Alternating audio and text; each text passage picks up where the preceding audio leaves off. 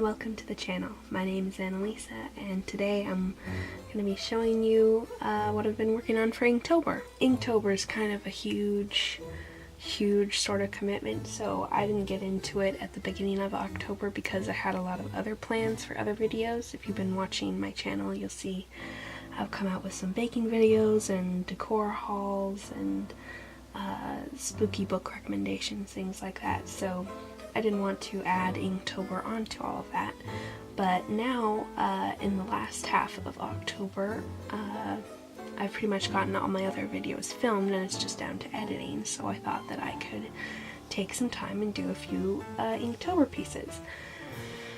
So I have done Inktober days 16 through 22. So I've done a week's worth, and so these are them. This first one was for the prompt Angular, and at first I was just doing a background with all of these splatters, and I was going to do something with angles and straight lines and stuff on top of it, but then I just liked how it looked so much I decided that it would be the main piece instead of just the background, and as for the prompt, it would be the opposite of angular, because I think splatter is about as unangular as you can get.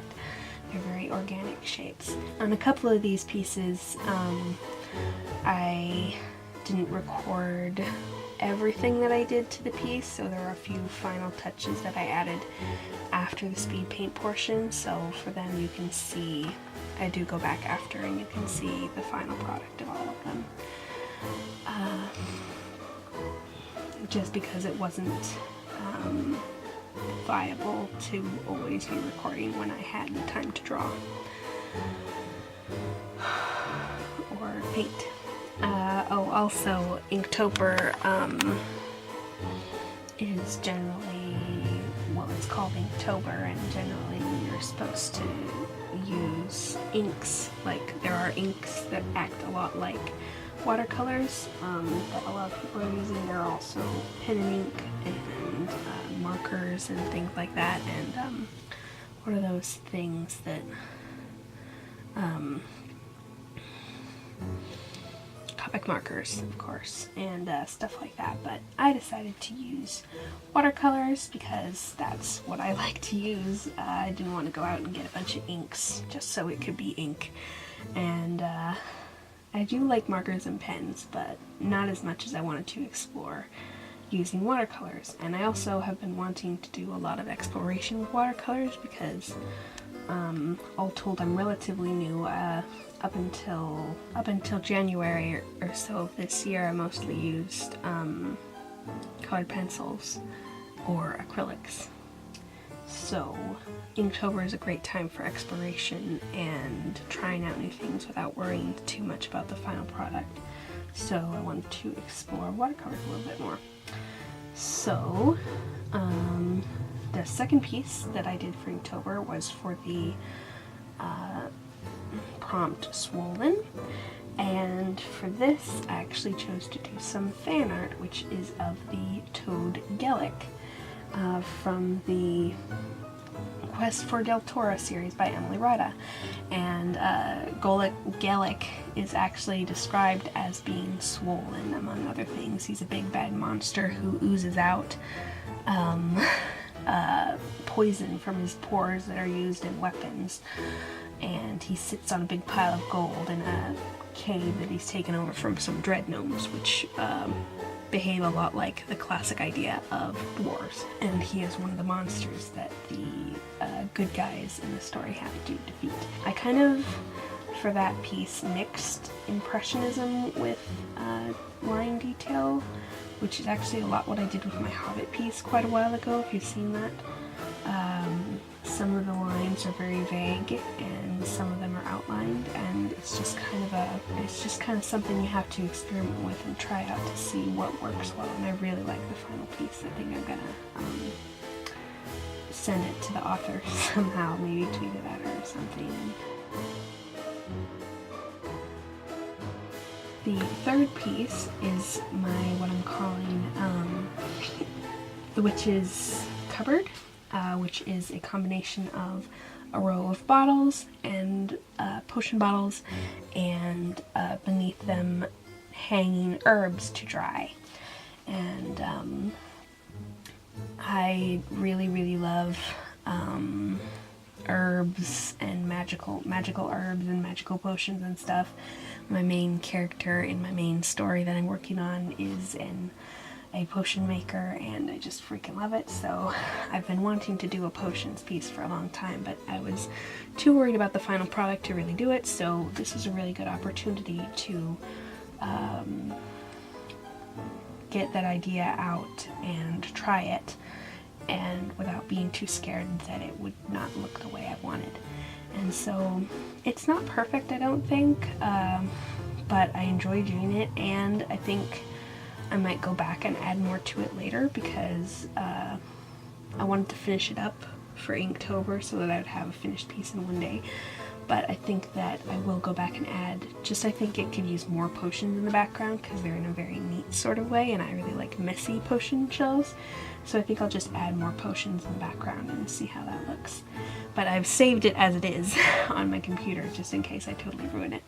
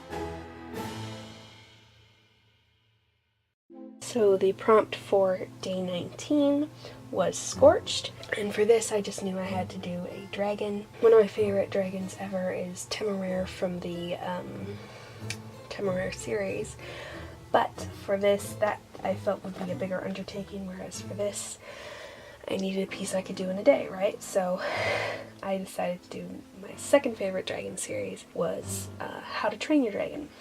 And so I did, and since it was scorched, I wanted to incorporate the fire. And so I decided to have the color of Toothless is fire, which is kind of a bluish sort of a color, be mainly incorporated, and also black because Toothless is a black dragon and he is a night fury, so he's active at night. So I decided to have it be a dark night with just the light of Toothless's fire that he's lit somewhere. He's lit something on fire, and Toothless and Hiccup are standing next to each other looking at whatever's been lit on fire, and all we see is their silhouettes, because they do both have very distinctive silhouettes. So that was a good, I think I captured that well enough. I did try to get Toothless's tail in there, because Toothless's tail is very distinct with its half man-made, half tail thing, but it just wasn't working out with the perspective, so I decided to get rid of that, and you'll be able to see it's covered up better and made more looking like it's supposed to in the final wrap-up where it'll come in close, so you get to see that.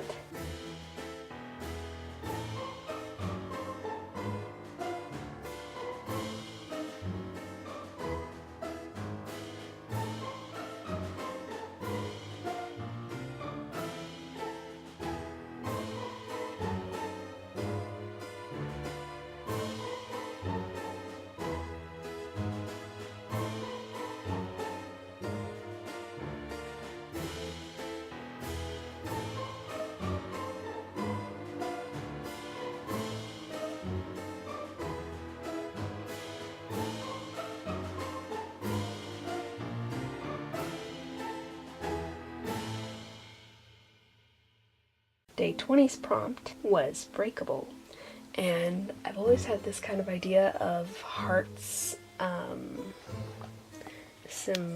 there being a symbolic physical version of a heart that is made of some sort of glass or crystal, and it's transparent around the outside, but it's got sort of a pulsing life that's multicolored in the center with red and green and blue and those kinds of colors.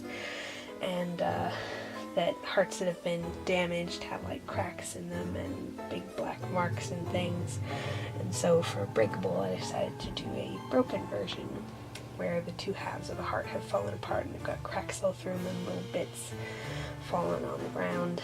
And so, and I also wanted to do a mini painting because mini paintings are a lot of fun, and so that's what I did there.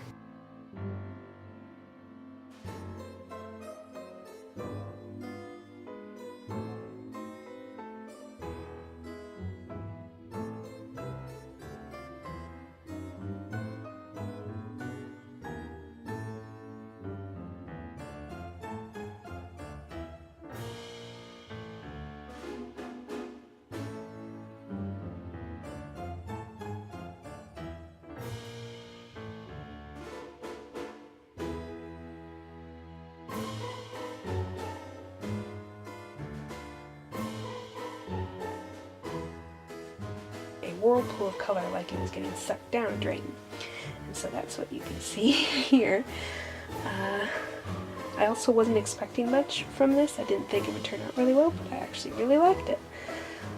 Which came a lot from just letting the watercolors do what they would, and I just gave it vague direction, and then it turned out really well. And the last day that I did, which was day 22, for which the prompt was expensive, thinking of doing something fake edgy like education is expensive, or having it be like painting at like a college or something, you know, something like that, and then I was thinking I really like pretty jewels and jewelry, and I used to draw a lot of gem studded necklaces and earrings and crowns and stuff, so I was thinking about doing that, but then I was like, hey, I know what to do.